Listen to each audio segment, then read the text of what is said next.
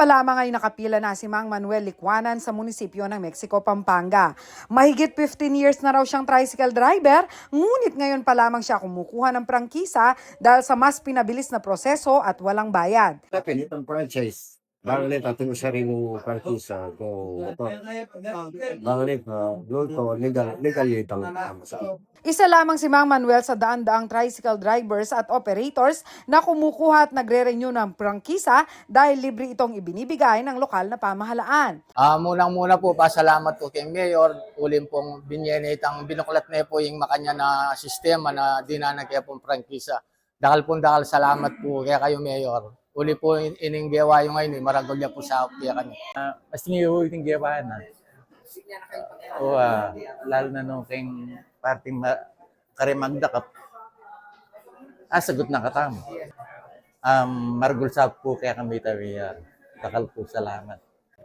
Sa gitna ng krisis na nararanasan, matinding tinatamaan ang nasa transport sector, kagaya na lamang ng mga namamasada ng tricycle. Kaya naman ang ayuda mula sa pamahalaan ang isa sa kanilang mga inaasahan na magtatawid sa kanilang kabuhayan. Ngunit isa sa mga requirements ay ang prangkisa. Kaya naman dito sa bayan ng Mexico, Pampanga, binuksan ng lokal na pamahalaan ng munisipyo para sa mga kumukuha ng libreng prangkisa at nagre-renew nito.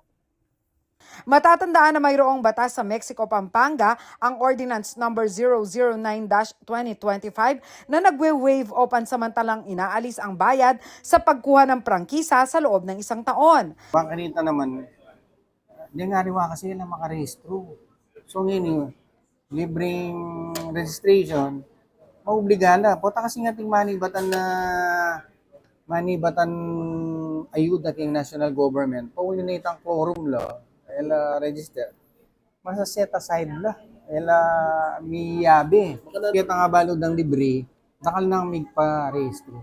Para sa mga tricycle driver, malaking bagay umano ito lalo na ngayon na may krisis sa langis at apektado silang mga namamasada.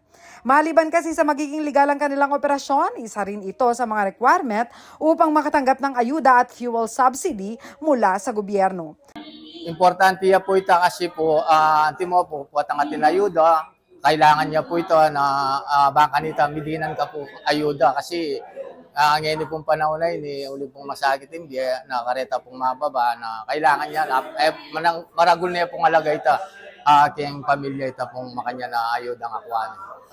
Sakaling mamaya lang ayuda, yung barangay tampo ng municipality, malikwa. Sa tala ng Municipal Social Welfare and Development Office, nasa mahigit 3,400 ang mga tricycle driver na kwalipikadong tumanggap ng financial na ayuda mula sa DSWD sa Mexico. Nagsimula na ang pamimigay ng ayuda sa Metro Manila nitong March 17, habang sa April 8 naman sisimulan sa Central Luzon. Ako si Jana Lumbang Parungaw para sa Balitang Balita.